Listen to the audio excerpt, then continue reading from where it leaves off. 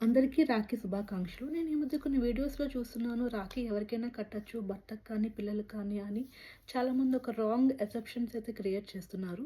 పురాణాల ప్రకారం రాఖీ అంటే రక్షాబంధనం. సోదరులకు గానీ, సోదర సమానులకు గానీ రక్షణగా ఉండడానికి రక్షాబంధనం ఉంది తప్ప, మనల్ని రక్షించే ప్రతి ఒక్కరికి రక్షాబంధనం కట్టాలని ఎక్కడా లేదండి. ఒకవేళ అన్నాతమ్ముళ్ళు లేకపోతే అక్కా చెల్లెలు కూడా మనం రాఖీ కట్టుకోవచ్చు. ఎందుకంటే ఒకే తల్లికి పుట్టారు కాబట్టి సోదర భావం అనేది ఉంటుంది.